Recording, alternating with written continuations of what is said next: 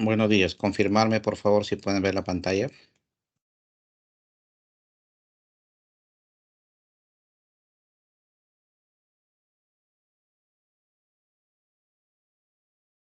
Hola, ¿pueden ver la pantalla?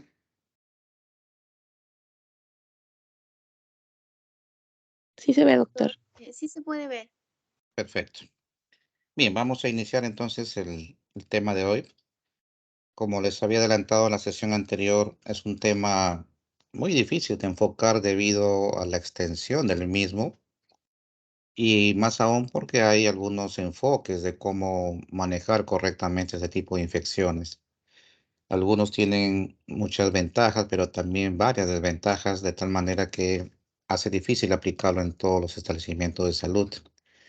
Y entonces eso genera que tomemos la decisión de elegir uno de esos enfoques para poder manejar correctamente este tipo de infecciones y que se den a todo nivel. Puede aplicarse desde un hospital nacional hasta incluso aplicarlo en un puesto de salud más alejado de la zona urbana. Y entonces es importante mencionar estos enfoques, ¿no? El primero es el enfoque clínico, en el cual uno pues se basa en los conocimientos previos que vamos adquiriendo en la formación como médicos. Consultamos atlas, figuras de infecciones de transmisión sexual. Sin embargo, como vamos a ver más adelante, pues hay muchos problemas de alteración de la historia natural, sobre todo porque los pacientes, la mayoría, cuando acude a buscar ayuda médica, ya intentó por su cuenta algún tratamiento, se automedicó, usó alguna crema, le hizo caso al vecino, al amigo o fue al boticario, y entonces altera la historia natural de la enfermedad y cuando vemos la lesión, obviamente pues ya no es la que esperamos, ¿no? O sea, no vemos exactamente igual a como está en los libros. Y otro problema adicional no solamente es el tema de esta alteración de la historia natural, sino que además es frecuente que tengamos coinfecciones. O sea, a veces las ITS vienen en combo, vienen dos o más infecciones simultáneamente en el mismo paciente y obviamente la superposición de los síntomas altera esta historia natural de tal manera que ya no está como lo conocemos clásicamente en el libro. Y esto no solamente pasa a un médico general, sino que incluso hasta expertos pueden tener esa dificultad.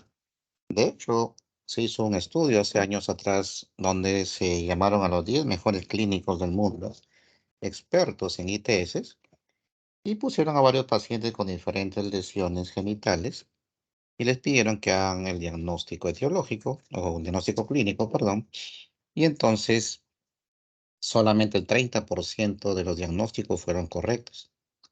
Entonces, miren, si esa capacidad de hacer diagnóstico en expertos es baja, imagínense los que no tienen experiencia. Entonces, por ese motivo es que el enfoque clínico no es muy práctico en términos generales en los establecimientos de salud.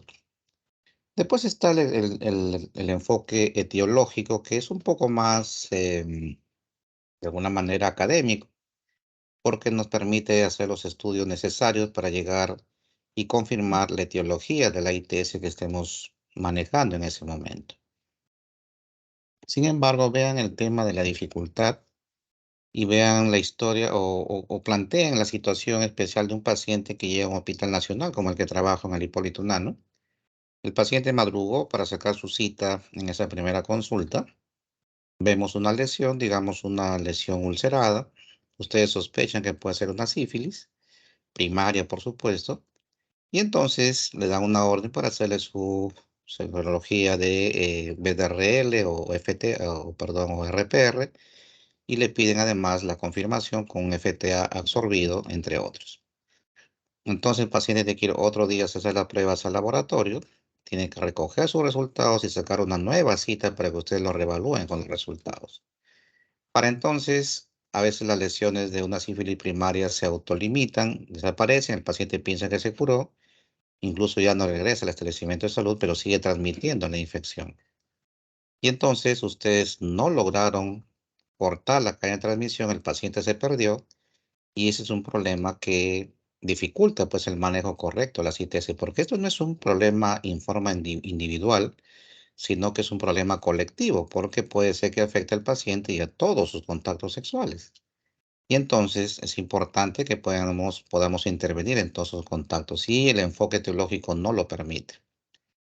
Sería práctico en un establecimiento de salud en los cuales ustedes ven al paciente y el mismo día de la consulta le hacen las pruebas y tienen los resultados también el mismo día, de tal manera que el paciente salga con su tratamiento ya con sus resultados confirmatorios.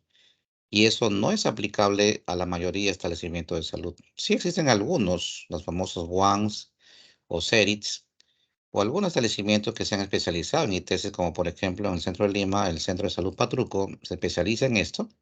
Y o sí tiene la capacidad resolutiva de el paciente viene, le hacen las pruebas y en la cuestión de una hora como máximo tienen los resultados. Y entonces el paciente sale con su tratamiento con la etiología de la ITS que padece.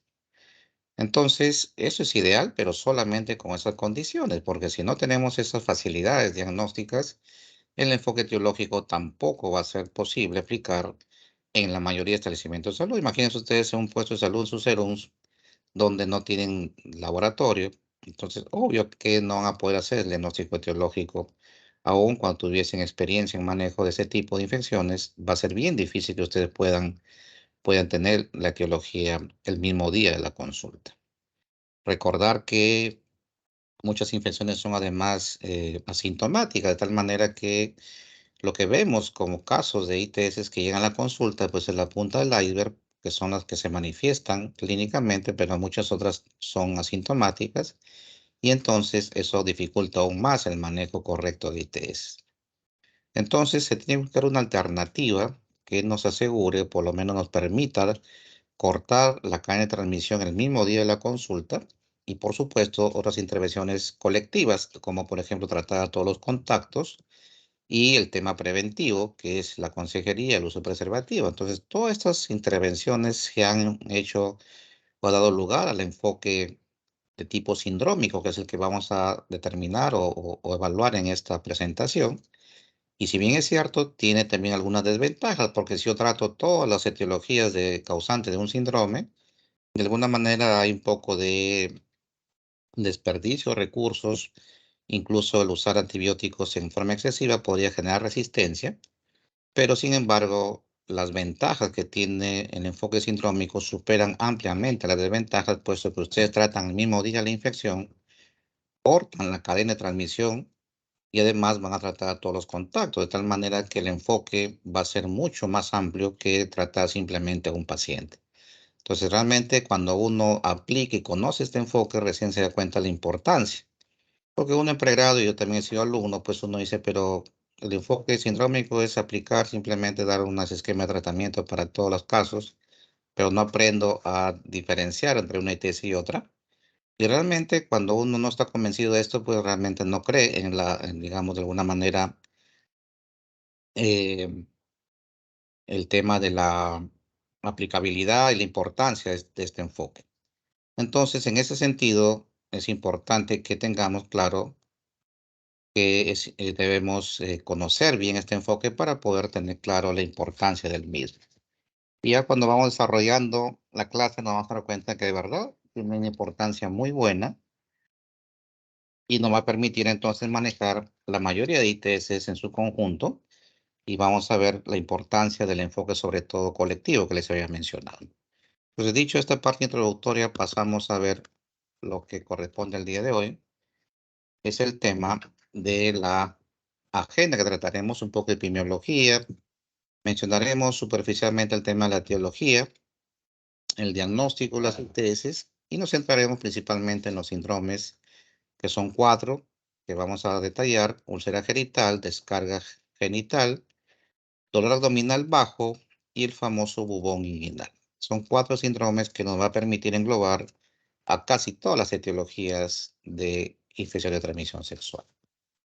Y entonces en la parte epidemiológica es importante recordar que lamentablemente a pesar de toda la información de prevención de VIH y de ITS que se dan a nivel nacional y mundial, el aumento de los casos de ITS sigue en franco elevación, debido principalmente a que, desgraciadamente, como el VIH ya no es una enfermedad que mata, ya se ha vuelto una enfermedad crónica, con tratamiento el paciente vive casi igual que la población general, entonces esa pérdida del temor ha hecho que se disminuya el uso del preservativo y entonces pues eso genera un aumento en la frecuencia de las ITS. Y como sabemos, pues las etiologías son múltiples, tanto bacterianas, virales, micóticas, parasitarias, y entonces eso hace que sea un ramillete amplio de ITS. Además, como ya he mencionado, no es una enfermedad individual, sino es una enfermedad colectiva porque afecta a la pareja o las parejas sexuales del paciente, de tal manera que tenemos que intervenir también en todos esos contactos. Y lo que es peor es que algunas gestantes que adquieren esta infección transmiten por vía vertical materno-fetal al producto y entonces pueden hacer con malformaciones graves o incluso nacer muerto o no llegar a nacer, no llegar a terminar el embarazo. Y entonces esto sí genera pues problemas serios de impacto muy negativo en la sociedad, de muerte materna o muerte de producto por una ITS, pues es algo muy grave a nivel mundial. Entonces, de ahí la importancia de aplicar correctamente ese tipo de enfoques. Además, recordar que por cada paciente que tenga una ITS, por lo menos otra ya fue infectada. Y no lo sabemos todavía. Por eso ahí debemos buscar los contactos sexuales. Además, se puede ver, y ya lo había mencionado, el tema que vienen en combo. Más de un paciente viene con más de una ITS en forma simultánea. Y debemos intervenir en lo que corresponde a el tema de tratar correctamente la ITS, pero también intervenir en su cambio de comportamiento, porque el que ya tiene una ITS tiene un alto porcentaje de posibilidades de poder tener otra a corto plazo, si es que no hacemos intervenciones en el cambio de comportamiento, que es muy difícil, dicho sea de paso, porque un adulto hacer estos cambios va a ser muy difícil y esto debe ser ya un tema de impacto desde la época escolar y preescolar, donde ya se debe empezar a iniciar un poco la información sobre esto, debido a que ya cambiar los comportamientos de un paciente adulto es mucho más difícil, aunque no imposible. Y acá vemos algunas etiologías bacterianas frecuentes que podemos detallar, ¿sí? Algunos de estos son conocidos, la mayoría se consideran curables, puesto que las bacterias responden a antibióticos. Y aquí solamente una preocupación grande es que el primero, Neisseria gonorrea, es una bacteria que lamentablemente por el uso y abuso de antibióticos estamos teniendo problemas serios en cuanto a resistencia. En las guías antiguas nacionales, una dosis única de ciprofloxacino era suficiente para controlar la gonorrea. Cuando apareció una alta resistencia a las quinolonas, dejó de ser la primera opción y actualmente pues la primera opción de tratamiento son las cefalosporinas de tercera generación, como ceftriaxona por vía parenteral o cefixima por vía oral. Entonces, ese es el inconveniente porque lamentablemente ya se reportaron algunas cepas resistentes a ceftriaxona y entonces esa resistencia está en aumento a nivel mundial.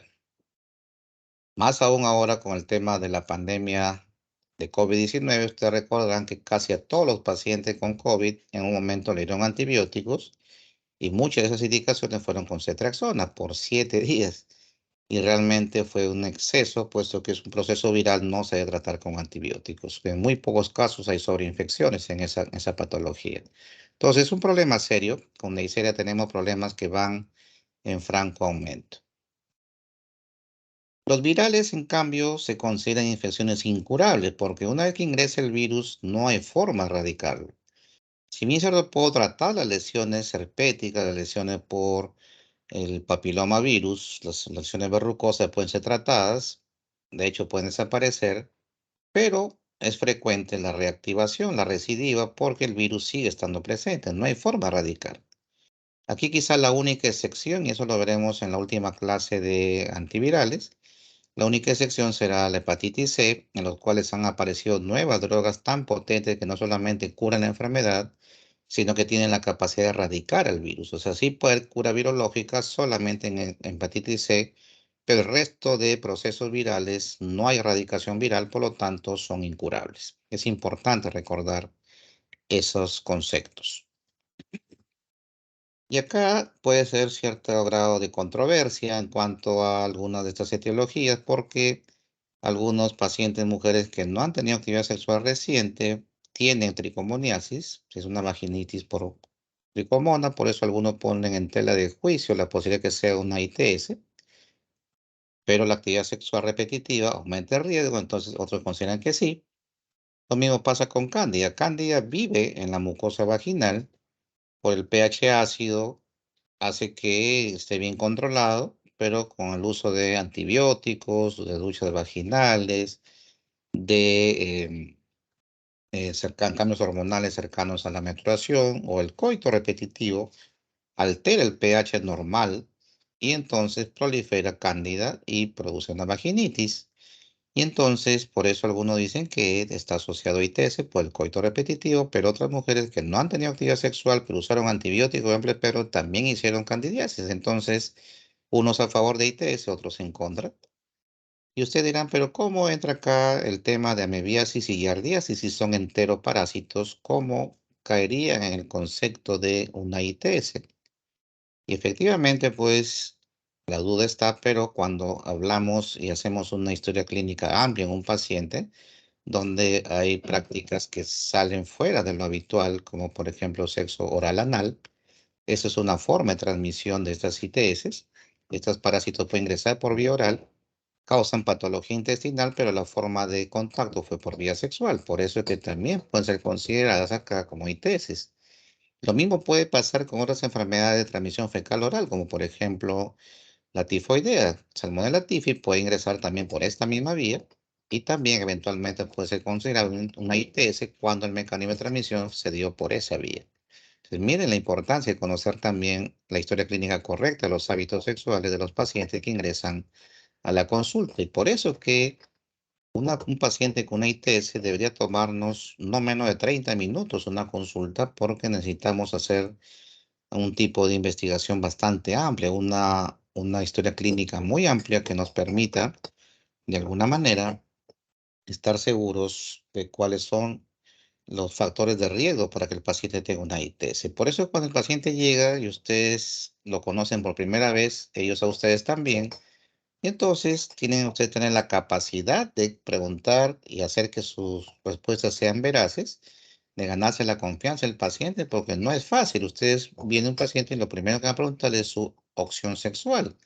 Y entonces muchos pacientes van a negar su opción real debido a que recién los están conociendo y ustedes no muestran seguridad en las preguntas, van a ocultarles mucha información. Entonces, opción sexual, sus hábitos, sus preferencias, el número de parejas sexuales, la edad de inicio de la actividad sexual y también infecciones previas y una serie de preguntas que tienen que hacerlo con mucho detalle. Número de parejas sexuales, a veces también, si no viene una pareja a la consulta y ustedes preguntan eso, pues van a generar cierto recelo ahí porque a veces hay temas de infidelidad ahí que tienen que saber manejar y detectar oportunamente. Y luego viene el examen físico, pues dejarse examinar los genitales, la mayoría es difícil, sobre todo en el sexo femenino. Y entonces, si el examinador es de sexo masculino, tiene que llamar a un personal femenino para que esté presente durante el examen físico, justamente para evitar problemas de demandas o denuncias por acoso que se da con mucha frecuencia en el personal médico.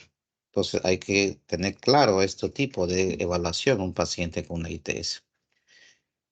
Dicho esto, entonces vamos a proceder a revisar los 4 grandes síndromes de este enfoque que son muy importantes saber. La úlcera genital tiene varias etiologías. La más frecuente, o en todo caso la que es típica de causa bacteriana, es la sífilis, causada por una bacteria llamada Treponema pallidum, que es una bacteria que es conocida desde épocas bíblicas. Realmente es importante, esta enfermedad es muy antigua. Y recordar pues que la sífilis tiene varios estadios que no vamos a detallar todos en esta presentación porque me tomaría toda la mañana hablar solamente de sífilis. Y lo que está acá asociado a un síndrome de úlcera genital es la sífilis primaria, que es la que vamos a tratar en esta presentación. Entonces, miren todo lo que tenemos que hablar de sífilis y hablaría solamente de este tema. Es muy amplio el tema, así que es muy difícil que trate todo esto. Básicamente, úlcera genital, estamos hablando de sífilis primario. Eso recordar siempre. Y entonces, ese tipo de manifestación tiene una preincubación bastante amplio que puede ir rango desde 9 días, incluso hasta los 3 meses, pero el promedio son 3 semanas de evolución. Entonces, en esto aparece una lesión, una pápula generalmente única, que puede medir desde pocos milímetros, incluso hasta varios centímetros. Y esa pápula primero es rojiza, que luego se va erosionando y se forma una costra, y luego se vuelve indurada, sobre todo en los bordes bien definidos, y en la parte central se ve erosionada, y inicialmente puede expulsar un líquido seroso escaso, pero finalmente es una lesión ulcerada que no tiene mayor secreción, única, de bordes bien definidos, y generalmente, como lo mencioné, es única, aunque puede ser también múltiple, pero es menos frecuente esa presentación. Una característica importante es que esta lesión no duele, entonces la presionan, hacen digitopresión y no duele la lesión, pero lo tocan y es duro, cartilaginoso, de tal manera que por eso se llama chancro duro, por esas características al examen físico. En el varón, la más frecuente ubicación es en glande, en el canal balano prepucial y en el prepucio, y la mujer también puede verse incluso fuera, como por ejemplo en la base del pene, en uretra o incluso en escroto. Y en mujeres, lo más frecuente o habitual es a nivel de labios mayores y menores, en vulva, uretra, incluso en periné. Una ubicación frecuente, pero pocas veces diagnosticada, es una ubicación en cuello uterino. Como habitualmente el examen físico no incluye una especuloscopía, que solamente hace el ginecólogo, se puede ver una lesión ulcerada en el cuello uterino y no fue diagnosticado oportunamente, ¿no? Es importante tener claro eso. Y también por hábitos sexuales puede encontrarse fuera de los genitales, como a nivel del anal, el recto, en boca, dedos, incluso en las mamas. Y entonces también es frecuente que pueda encontrarse adenopatías en la zona de la lesión ipsilateral. Por eso generalmente es unilateral, pero puede darse una presentación bilateral de son ganglios duros, pero son indoloros o muy poco dolorosos a la palpación. Y luego que tratan el chancro durante 1 o 2 semanas, puede persistir todavía estos ganglios, y si no es tratado puede durar incluso hasta 6 semanas la presentación de estos ganglios indurados. Pero cuando hay más de una lesión, podemos confundirlo con chancroide, o si la lesión se sobreinfecta con flora bacteriana de la piel o mucosa cercana, se vuelve doloroso, entonces puede confundir con chancroide, con herpes simple, o estos ganglios a nivel inguinal se puede confundir con el granuloma inguinal o con el linfogranuloma venéreo, y como ustedes pueden ver, pues puede confundir con otros síndromes, ¿no? Como el síndrome de bubón inguinal. Entonces vean cómo puede haber muchas confusiones, y por eso que el enfoque clínico realmente hace muy difícil hacer un diagnóstico correcto, como ya los había mencionado.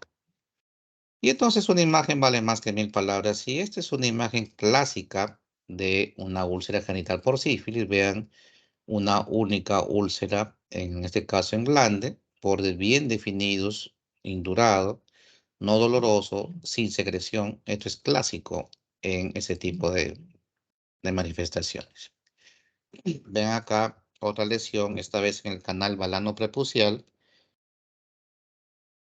que también vemos bordes bien definidos, única lesión, sin secreción, clásico también de sífilis.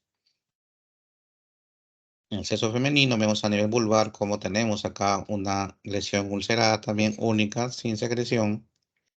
Y entonces hay que saber tratar correctamente la sífilis primaria. Cuando está confirmado o estamos sospechando una úlcera genital, uno de los tratamientos que va dirigido contra sífilis es la penicilina, y eso es una buena noticia porque a pesar de ser una enfermedad tan antigua, hasta ahora no hay reportes importantes de resistencia a la penicilina y sigue siendo el tratamiento de elección. Y en ese contexto, pues podemos ver el tema de que con una dosis única de penicilina benzatínica, 2.400.000 unidades en dosis única es suficiente para una sífilis primaria. Si el paciente no fue tratado, la lesión puede desaparecer luego de algunas semanas, y reaparecer en forma de sífilis secundaria, que lo voy a pasar muy rápido eso porque no es parte de la presentación, pero sí deben revisarla para su formación, los cuales aparecen ya manifestaciones sistémicas, ¿no? Con rash, adenofagia, fiebre y clásicamente lesiones a nivel cutáneo, que son las que dan las características importantes, ¿no? Como estas pápulas llamadas sífilides en tronco, en cara, pero esto es lo característico, un rash que no respeta las palmas y plantas, y entonces un paciente con estas características, joven, sexualmente activo, la primera posibilidad es sífilis secundaria.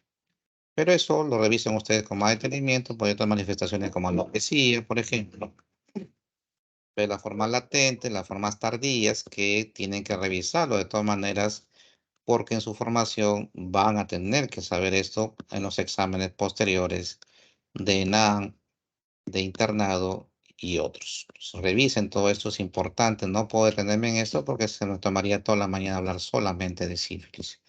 Pero hoy tratamos la sífilis primaria con benzatínica, 2.400.000 unidades en dosis única. El otro agente etiológico bacteriano de la úlcera genital es el chancroide. El agente etiológico es el Haemophilus ducrei. Bacilo gram negativo, anaerobio facultativo. La primera diferencia con sífilis es que tiene un periodo de incubación más corto, de 3 a 7 días, aunque puede llegar hasta 40 días como máximo. Y acá no hay una fase sindrómica o prodrómica, perdón, sino que aparece de frente una pápula eritematosa o se puede volver vesículo pustuloso y rápidamente en 1 o 2 días evoluciona hacia una lesión ulcerada. La diferencia importante también, aparte de la incubación, es que esta lesión generalmente es múltiple. El tamaño puede ser un poco más pequeño que el de la sífilis, entre 1 milímetro hasta 2 centímetros como máximo. Tiene también lesiones son redondeadas, los bordes son irregulares y estas úlceras sí tienen exudado, generalmente de color amarillo grisáceo, y la base tiene un tejido de granulación muy friable que con el mínimo roce sangra fácilmente y son dolorosas, una característica importante del chancroide. Y aquí podemos ver, miren, vemos hasta 3 lesiones, una en el glande, una en el canal balano prepucial y otra en el prepucio. Vean que hay secreción amarillo grisáceo, como está descrito en la literatura. Son dolorosas. Vean cómo genera un proceso inflamatorio alrededor de las lesiones. Y si uno palpa la zona inguinal, va a encontrar con toda seguridad adenopatías que son dolorosas. Y estas nuevamente, insisto, lesiones muy dolorosas, aunque en la mujer puede aparecer lesiones asintomáticas o dar otros síntomas atípicos como dispareunia, por ejemplo, dolor a la defecación, puede haber rectorragia y puede confundirse con el diagnóstico. Y entonces, estas lesiones importantes que guardan mucha relación con la zona de mayor fricción y son lesiones, nuevamente insisto, que son muy dolorosas. En el varón, más frecuente frenillo, prepucio y glande, menos frecuente cuerpo de pene, región anal, meato uretral y región intrauretral, que produce una uretritis purulenta y que puede confundir con el otro síndrome de descarga uretral. Vean cómo nuevamente puede haber confusiones en los síntomas y de ahí que el enfoque clínico pues sea muy difícil de definir. En las mujeres es más frecuente la ubicación en labios mayores y menores, horquilla vulvar, vestíbulo y clítoris. También puede formas extragenitales, aunque es mucho más raro, pero se puede ver en la mucosa oral, en las manos, muslos y mamas. Y existen algunas variantes que tienen sobreinfecciones, sobre todo por anaerobios, que pueden dar lesiones gigantes, como el fagedénico, que causa pues incluso destrucción de tejido, que rápidamente tiene que ser manejado con limpieza quirúrgica y con antibióticos para lograr disminuir al mínimo las secuelas o el daño que puede originarse en el tejido. Ven acá una ubicación, por ejemplo, acceso femenino, múltiples úlceras genitales, muy dolorosas, con secreción, y esto es clásico de un chancroide. Y las adenopatías también son frecuentes y aquí son siempre dolorosas, importante, y estas se presentan de 1 a 2 semanas después de que aparece la úlcera. Incluso puede haber aumento del tamaño de estas úlceras, o perdón, de estos ganglios inflamados. Se pueden acceder o incluso pueden drenar y hacer fistulizarse con una secreción purulenta que va a hacerlo confundir con el otro síndrome de bubón inguinal. Entonces, vean también, un chancroide puede hacer que se confunda con otro síndrome, como es este.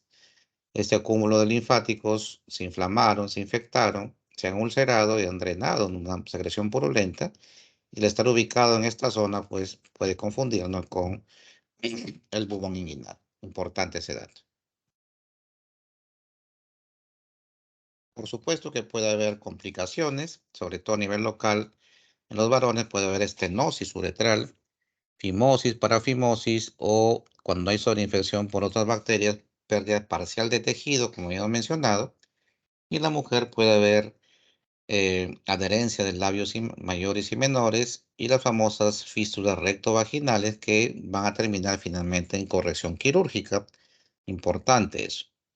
Tratamiento para el chancroide, y esa es una buena noticia también, al igual que la sífilis, sigue siendo altamente sensible a las fluoroquinolonas y el chancroide sí responde a una dosis única de ciprofloxacino, 500 miligramos STAT, en una tabletita. Entonces vean lo fácil que es manejar desde la primera consulta. Otro agente etiológico de úlcera genital es el herpes, y aquí sí pues es un proceso viral, así que este sí no tiene cura.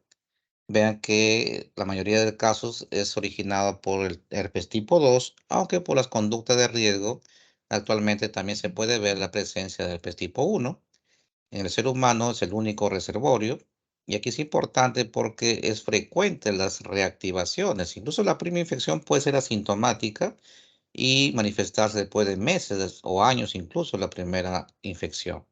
Otras veces, cuando son sintomáticos, se curan rápidamente, pero puede haber recurrencias estacionales o cada cierto tiempo y puede estar asociado a estímulos que alteren de alguna manera el estado inmunológico del paciente, como el estrés, con periodo premenstrual, proceso febril, ¿sí? Inmunosupresión, calor, congelamiento, son estímulos que pueden hacer que reaparezcan las lesiones en forma rutinaria.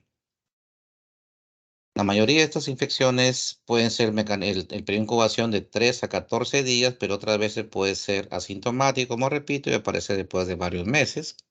La mayoría, por ejemplo, las primeras infecciones son asintomáticas, es importante ese dato. En las mujeres suele haber un compromiso sistémico en la primera infección con presencia de fiebre, alteración de estado general, adenopatías y disuria. Y las vesículas, porque inician inicialmente como vesículas, aparecen en vulva, en cervix, en uretra, vagina, en la región perineal, en glúteo, mulos y periné. Y además se puede evidenciar edema de labios mayores y menores. Puede aparecer también estas vesículas que terminan en costras y pueden curar sin dejar cicatriz. Y este cuadro clínico en el sexo femenino va de 2 hasta 3 semanas de duración.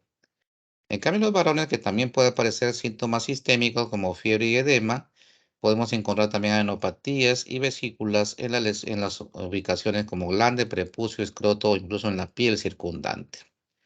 También puede haber uretritis, aunque es menos frecuente. Es importante recordar que puede también confundir con otros tipos de diagnósticos. Y por supuesto puede haber también ubicación extragenital. En hombres que tienen sexo con hombres también puede darse una infección perinal con proctitis incluso y rectorragia. Las complicaciones son raras, excepto que el paciente sea inmunosuprimido. ¿Sí? Si es un paciente inmunosuprimido, como un paciente con VIH en estadio SIDA, una infección herpética puede llevar incluso hasta una encefalitis, que puede ser muy grave. Entonces, recordar eso, pero en pacientes inmunocompetentes son extremadamente raras las complicaciones. Básicamente todo es a nivel local: dolor, ardor, anopatía, fiebre. Y es importante recordar que estos prodromos también pueden aparecer sin que llegue a desarrollar la vesícula. Se puede haber síntomas de fiebre, malestar, pero no llegan a desarrollar las vesículas, o si lo hacen, si aparece la vesícula, cicatrizan en un rango de 7 a 10 días después de la aparición de estas. Y aquí vemos, por ejemplo, esa lesión ulcerada, que es dolorosa. Si uno lo ve así a simple vista, pues uno puede pensar que es un chancroide, porque es una úlcera dolorosa, tiene algo de secreción, pero cuando uno examina con mayor detenimiento, vemos que todavía hay otros estadios, vemos algunas vesículas por acá, Y entonces, al haber vesículas, ya orienta el diagnóstico hacia herpes, sobre todo con el dato si el paciente refiere que no es la primera vez que aparecen lesiones de este tipo. Entonces, con eso confirmamos que el paciente no tiene pues un proceso bacteriano, sino más bien viral, como el herpes que suele ser recurrente. Acá pueden ver ustedes también lesiones en un tipo ulcerativo. Igual acá en vulva pueden ver cómo hay varias lesiones ulceradas que son dolorosas y a veces confunden con el chancroide, como les había mencionado. Un hombre que tiene sexo con hombre, ven acá en la zona perianal también lesiones ulceradas a nivel perianal. Y cuando hay herpes, uno trata, pero básicamente no es para curar, como hemos mencionado, sino que lo que podemos dar tratamiento es para cortar el periodo de estado, o sea, que dure menos los días de las lesiones que son dolorosas, pues se incomodan. Pero aquí la característica es que el tratamiento debe darse lo más precoz posible. Entre el primero o máximo segundo día que aparecen las lesiones, el aciclovir funciona. Después del tercer día ya la eficacia es mucho menor y entonces es importante recordar eso. Aciclovir 400 miligramos 3 veces al día por 7 días es el estándar de dosificación para una úlcera genital de etiología herpética. Solamente para cortar los días de estado, no para curar la infección, como ya hemos mencionado. Entonces vemos el segundo síndrome, que es el de descarga uretral, y también tiene varias etiologías. Más frecuente es este amigo, Neisseria gonorrea, que ya les mencioné que está trayendo varios problemas actualmente de tema de resistencia bacteriana. Y entonces el periodo de incubación también es corto, de 3 a 7 días después del contacto, e inicia progresivamente con una leve molestia uretral o de ardor. Luego ya aparece una franca disuria y a veces puede aparecer urgencia miccional. Uno clínicamente ve eritema y edema en el meato urinario y lo característico es salida de secreción purulenta por el MIN. Esta infección también recuerda que puede ser asintomática, de 5 a 7% de pacientes no tienen síntomas, pero siguen transmitiendo la enfermedad y eso es un problema también de difícil diagnóstico. Se puede complicar, por supuesto, en el varón puede haber epididimitis, prostatitis, tromboflebitis, accesos periuretrales con fístulas, vesiculitis seminal, estenosis uretral e incluso esterilidad. En las mujeres, en cambio, el periodo de incubación varía de 7 a 21 días y también puede producirse disuria, descarga vaginal, incluso a veces fiebre. También en ellas es frecuente que sean asintomáticas hasta un 50% de los casos y solamente buscan ayuda médica cuando su pareja tiene síntomas. Y la ubicación que podemos encontrar acá es que no solamente hay manifestaciones a nivel uretral, sino que puede haber manifestaciones en útero, en trompa de falopio, los ovarios, puesto que esta infección puede ir en forma ascendente, alcanzar las trompas y causar adherencias y ser causante también este mismo agente de otro síndrome, el síndrome de dolor abdominal bajo, llamado también enfermedad pélvica inflamatoria, que puede llevar a la infertilidad en mujeres hasta un 20% de los casos. Entonces, importante, también puede haber, si hay el sexo extragenital, vamos a encontrar presencia de lesiones a nivel anal con gonorrea rectal, que puede causar dolor, secreción purulenta, ulceración, incluso puede haber sangrado y a nivel oral puede darse también manifestaciones de una franca faringitis gonocócica. Importante recordar eso. Puede haber también contacto a nivel ocular y puede producirse una conjuntivitis. De ahí ustedes recordarán que todos los recién nacidos que nacen por parto vaginal reciben profilaxis ocular con antibióticos tópicos justamente para evitar ese tipo de complicaciones porque puede llevar a la ceguera en los recién nacidos. También esta bacteria puede producir algunos síndromes sistémicos, como el famoso síndrome de artritis dermatitis, que compromete grandes articulaciones como codos, rodillas, caderas, y presencia de algunas lesiones dérmicas como pápulas, pústulas, que generalmente aparecen cerca de las extremidades afectadas, sobre todo a nivel periarticular. Debe recordar ese síndrome. Pero esto es lo característico, la secreción purulenta que sale por el meato urinario. Perdón. Y entonces, importante porque a veces algunos libros van a encontrar que tratan de diferenciar la etiología de acuerdo al tipo de secreción. Mientras más purulento es, se asocia a gonorrea y cuando tiene menos densidad, poco más transparente, menos viscoso, lo asocian a otros agentes como clamidia, pero en la práctica no se puede diferenciar así porque uno es que pueden dar manifestaciones similares ambas etiologías y segundo, porque es frecuente la coinfección, tanto de Neisseria gonorrea como de clamidia, de tal manera que guiarnos solo por el tipo de secreción, no podemos diferenciar la etiología. Eso queda claro, ¿no? Esto es, miren, una secreción mucho más densa que parece una leche condensada. Realmente esto muchos lo asocian solo a gonorrea, pero como ya le dije, puede verse también en otras etiologías. Igual acá descarga uretral en el sexo femenino. Vemos acá cómo sale del introito vaginal. Y entonces, importante recordar eso. ¿Y cómo tratamos una Neisseria gonorrea? Hasta ahora sigue siendo elección la ceftriaxona, aunque como ya le dije, ya es de preocupación el aumento de la resistencia a nivel mundial. Pero una dosis única, las guías dicen 250 miligramos de ceftriaxona, pero la ampolla viene de 1 gramo y entonces lo que hacemos es colocar todo el gramo porque no tiene sentido desperdiciar 2/3 del mismo. Pero es dosis única. Y entonces de esa forma controlamos en la mayoría de los casos a Neisseria gonorrea.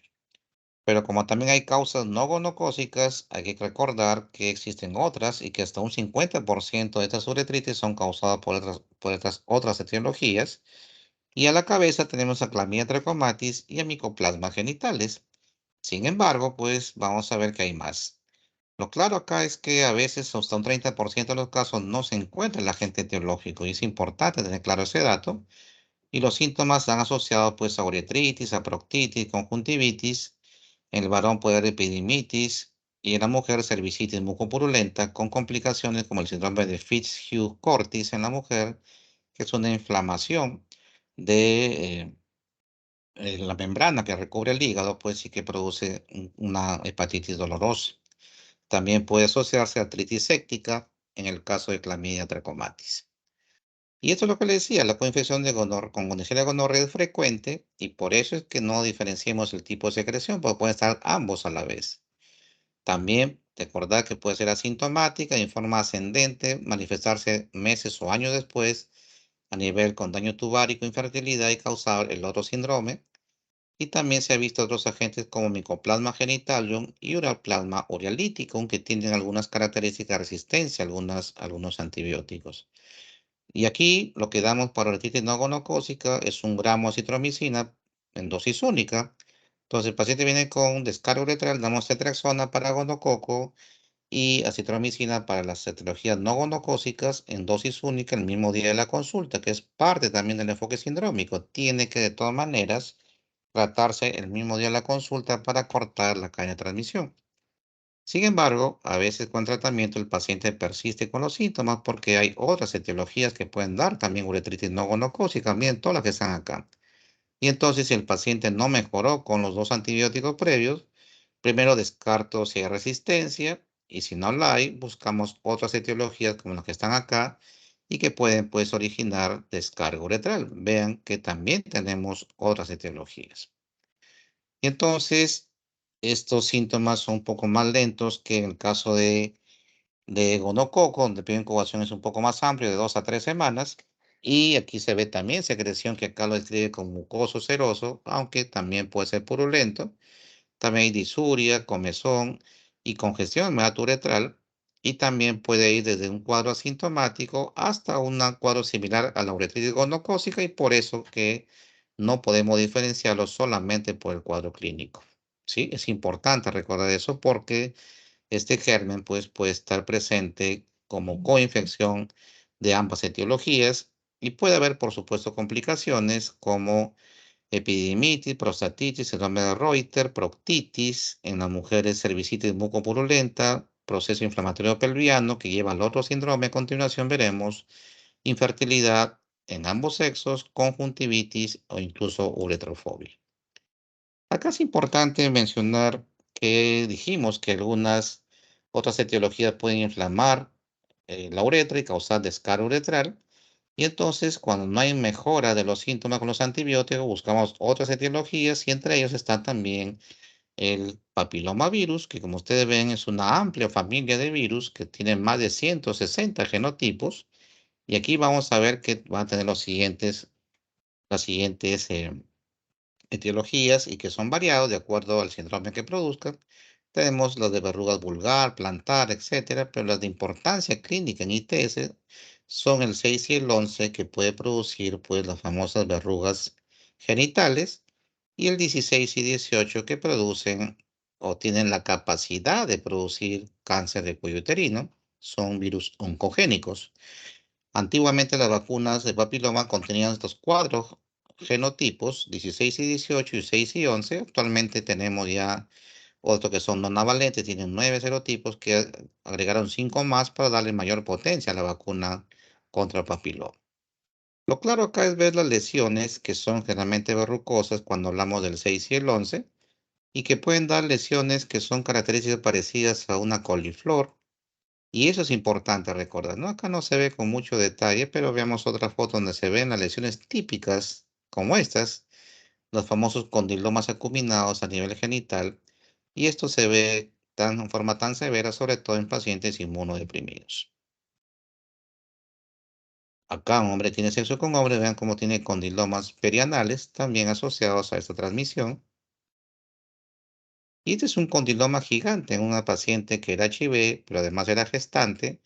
Estaba ubicado en la vulva y salió hacia el exterior tan gigante que tuvo que ser operado durante la cesárea, durante el parto. También se extirpó esta lesión durante la misma debido a que era muy gigante y no respondía a tratamientos tópicos. Son variantes de cómo se puede aparecer en este tipo de pacientes.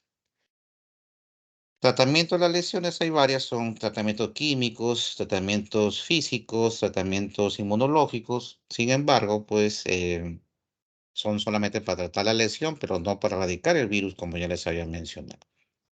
El tercer síndrome es el síndrome de dolor abdominal bajo, llamado también EPI, enfermedad pélvica inflamatoria, que es una inflamación crónica, sobre todo causado en tracto genital superior, pero causado por infecciones del tracto genital inferior, que en forma ascendente va llegando hacia el endometrio, las trompas, los ovarios, puede llegar incluso hasta el peritoneo pélvico y causar peritonitis si es que no se trata oportunamente.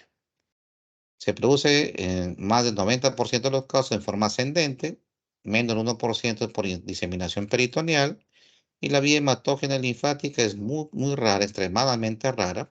Y acá recordar que es una infección polimicrobiana, de ahí que requiere hasta 3 antibióticos en los esquemas de manejo, una EPI. Sí, importante recordar que es muy frecuente en mujeres sexualmente activas, sobre todo en edad fértil, y por eso la importancia de tratar oportunamente para evitar las complicaciones. Hay un 15% de los casos que puede producirse tras procedimientos que rompan la barrera del moco cervical, como una especuloscopía, por ejemplo. ¿Sí? Es importante recordar esa posibilidad. Es poco frecuente en mujeres que no tienen actividad sexual y recordar que por lo menos el 2% de las mujeres sexualmente activas en un momento de sus vidas tendrán una enfermedad inflamatoria pélvica. Pero lo grave de esto es que una mujer con una EPI aumenta por 10 su riesgo de un embarazo ectópico, por 4 el dolor pélvico crónico y hasta un 60% de los casos puede llegar a esterilidad cuando no se hace un manejo oportuno y correcto. Y como le dije, es polimicrobiana, hay agentes asociados, hay ITS como clamidia, gonococo, micoplasma, hay aerobios, streptococo, estafilococo, hemófilus, E. coli, y también anaerobios, y por lo tanto el tratamiento es con 3 antibióticos, como veremos más adelante. Y entonces vean la importancia porque la cuarta parte de las etiologías de una EPI es por Neisseria gonorrea solamente, vean. Otra cuarta parte es por gonococo más flora endógena. Otra cuarta parte es solamente por flora endógena, aerobios y anaerobios. Y la última cuarta parte puede encontrarse cultivos positivos para clamidia, pero coexistente con otros microorganismos simultáneamente. Se vean que un 50% de los casos, hasta 50% de los casos, se ve gonococo y clamidia que se encuentran en el mismo paciente. 15% además desarrolla una EPI cuando tuvieron una infección cervical por Neisseria gonorrea. Tengan cuidado que el gonococo puede complicarse también. ¿Cómo hacer el diagnóstico de una EPI? Entonces, primero hay unos criterios mínimos como dolor a palpación abdominal con o sin rebote, dolor al movimiento del cuello uterino y del útero. Y cuando hacemos una ecografía transvaginal y movemos traductor, hay dolor anexial con mucha frecuencia. Eso nos hace sospechar de una EPI. Y cuando vemos otras características adicionales como fiebre, como secreción cervical o vaginal anómala, como hay aumento de reactante de fase aguda como BCG o PCR, o hay una demostración de laboratorio con presencia de Neisseria o clamidia, pues obviamente el diagnóstico es muy sospechoso, altamente sospechoso de una EPI, pero cuando consideramos confirmado el diagnóstico, cuando hay una biopsia endometrio se confirma endometritis, hay presencia de accesos tubováricos en una ecografía o en forma de una laparoscopía podemos ver cambios congruentes con una EPI. Con eso ya es diagnóstico confirmatorio o definitivo. Recordar también que a veces hay secreción vaginal anómala, que es importante mencionarlo también en este capítulo, que son las famosas vaginitis y tiene varias etiologías y también varias formas de presentación clínica. Algunas pues, tienen ardor, otras son comezón y dolor. El flujo abundante con olores característicos diferentes al habitual. Puede haber dispareunia, el paciente puede ser también portador y entonces esto genera muchos problemas. Por ejemplo, una de las etiologías de vaginitis es la vaginitis tricomoniásica con mal olor, secreción de ese tipo. Dijimos que algunos consideran una ITS, otros no la consideran ITS. La vaginitis, que vemos bastante eritema, prurito, hay secreción tipo eh, leche cortada, que son características. También algunos la asocian a ITS, otros no. También hay infecciones por anaerobios, como por ejemplo Gardnerella vaginalis, que produce la vaginosis bacteriana con un olor muy sui generis, comparado literalmente a olor a pescado podrido, típico de una vaginosis bacteriana. Entonces, ¿cómo tratamos una EPI? Como dije, hay varios esquemas que usan 3 drogas como mínimo. El esquema más aceptado es cetraxona, dosis única, para gonococo. Ya no se usa cacitromicina, sino usamos doxiciclina de 100 miligramos 2 veces al día por 14 días para las etiologías no gonocócicas y también para los anaerobios se usa metronidazol 500 miligramos 2 veces al día también por 14 días para cubrir las otras etiologías por anaerobios. Entonces, esos son los esquemas más aceptados. Y por último, vemos el bubón inguinal, que es el último síndrome que veremos, y una de las causantes es el linfogranuloma venérea, que es causado por Clamidia trachomatis. Vean que Clamidia está metido acá en descarga uretral, también está metido como causa de EPI y también está como granuloma inguinal. Entonces vean que tenemos la misma etiología en diferentes síndromes. Y ese tiene estadio. Normalmente lo que sucede en este estadio es que puede aparecer una lesión primaria a nivel genital o cercana, y entonces esta tiende a autolimitarse y luego de ello puede desaparecer sin dejar ninguna cicatriz. Y entonces, después de algunos días o incluso semanas, aparece una inflamación a nivel de los ganglios y dependiendo dónde estuvo ubicado la lesión inicial, va a haber compromiso respectivo de los ganglios linfáticos. Por ejemplo, si vamos a ver acá, si estuvo ubicado la lesión a nivel en el sexo femenino, si estuvo en la vulva, vamos a ver que los ganglios más afectados serán los inguinales y los femorales. Pues si la lesión estuvo a nivel rectal, serán los ganglios ilíacos profundos los afectados. Y si estuvo en la parte superior de la vagina o el cuello uterino, estarán los ganglios obturadores y los ilíacos. Entonces, vean que de acuerdo a la ubicación inicial de la lesión primaria, se verá el compromiso ganglionar. Si está ubicado en la zona inguinal y femoral, son los que se pueden evidenciar a simple vista, los que se complican muy rara vez y son fáciles de manejar. Pero cuando son ganglios como ilíacos profundos, pueden llegar y drenar la cavidad abdominal y causar una franca peritonitis. Y vean cómo un simple bubón inguinal puede incluso comprometer la vida de un paciente cuando no se hace el diagnóstico oportuno. Puede haber manifestaciones sistémicas, por supuesto, con fiebre, dolor de cabeza, mialgias, incluso meningitis. Y cuando se rompe, pues un bubón sale una secreción espesa, amarillenta, una pus que puede durar varias semanas o incluso meses hasta que se resuelva completamente y puede causar incluso fístulas que a veces requieren resolución quirúrgica. La curación deja cierta cicatriz, sobre todo porque es una lesión más profunda, y cuando no se trata oportunamente pueden reaparecer hasta un 20% de los casos el compromiso de nuevos bubones.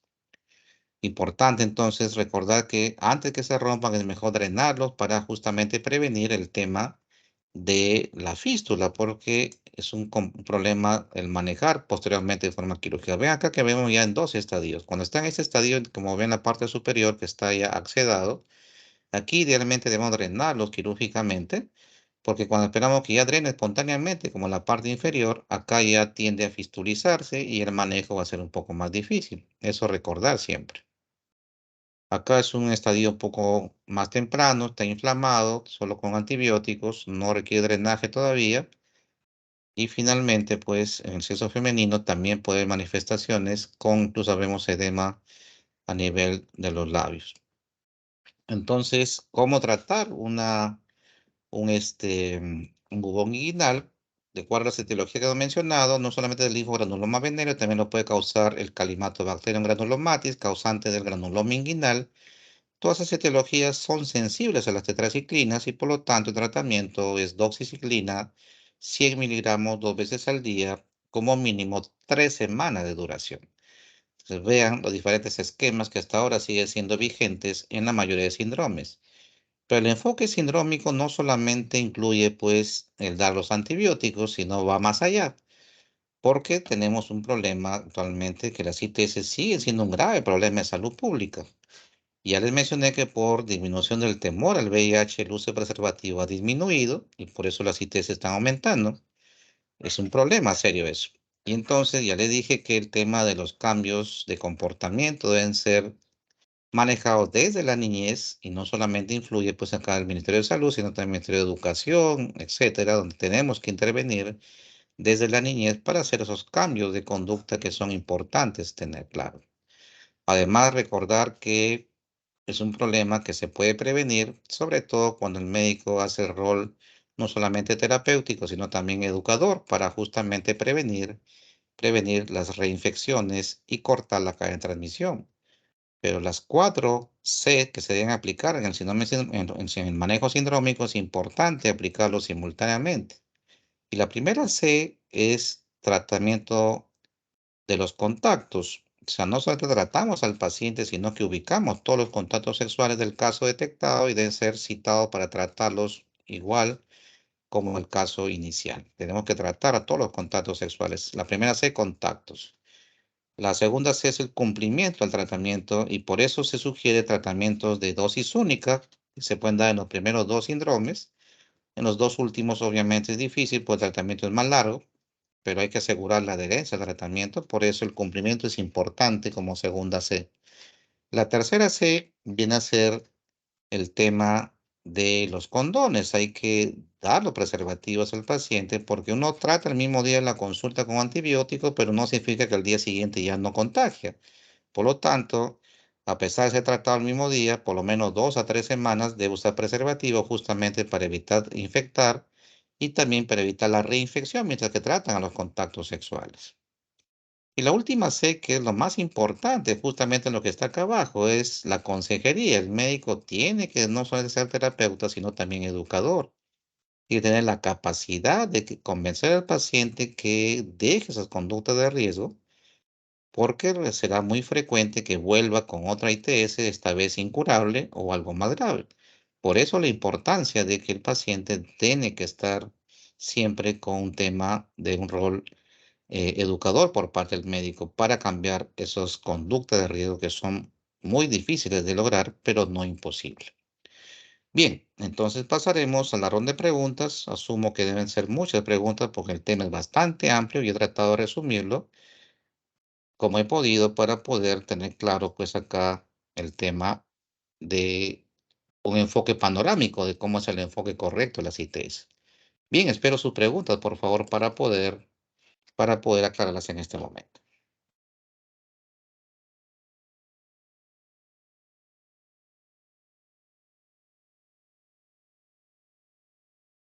¿Alguien del grupo tiene otra carrera como, por ejemplo, obstetricia? ¿Alguien de los presentes es obstetra? ¿Nadie?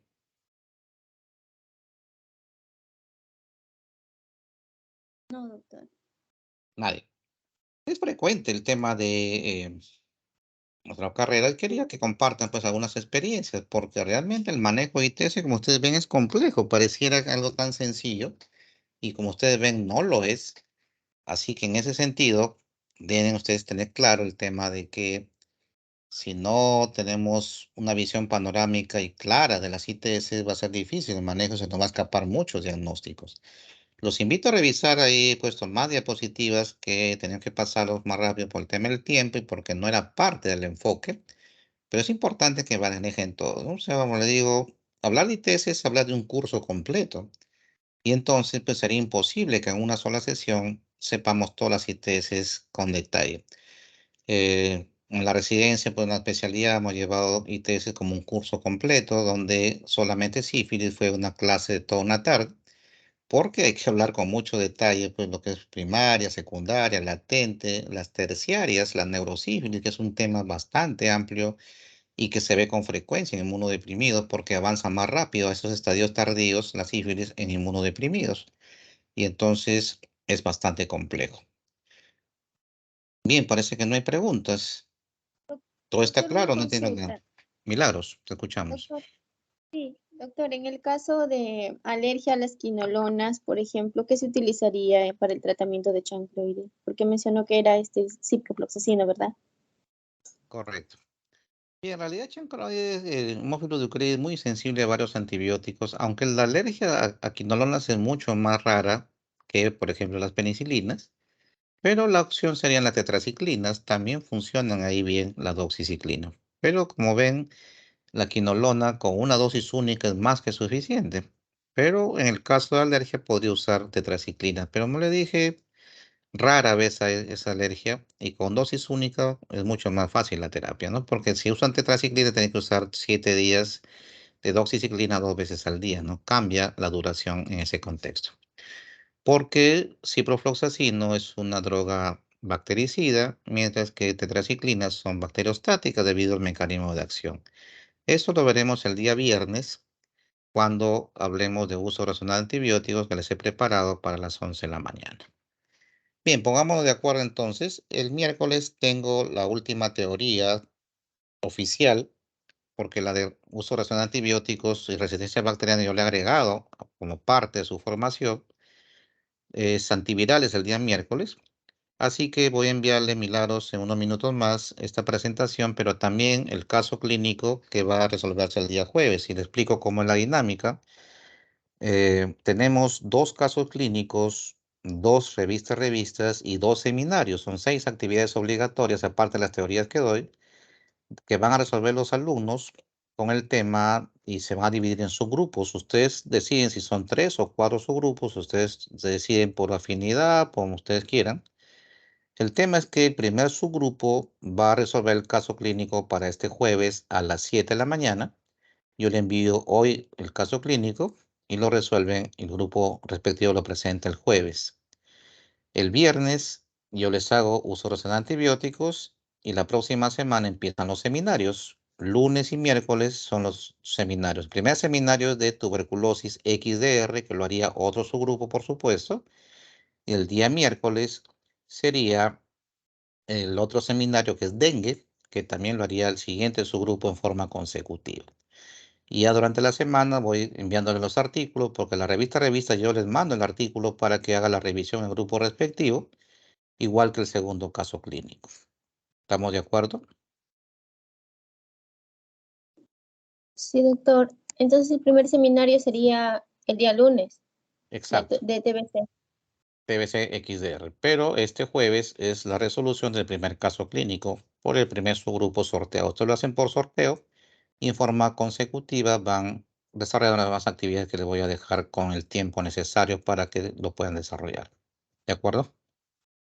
Sí, doctor. Gracias. Bien, entonces voy a detener la grabación y voy a descargar.